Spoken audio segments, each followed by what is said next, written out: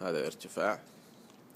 الطول، هذا الطول أتى أيضا بمسافة 2 متر. العرض أتى بمسافة 1 متر و40 سنتي. ويتضح هنا الباب. الآن نأخذ الصور من الداخل. بسم الله. هذا الباب، هذا المدخل. بسم الله. طبعا حديد، يوجد بها أكثر من 30 معلاق لتعليق الأقفاص. بسم الله ما شاء الله.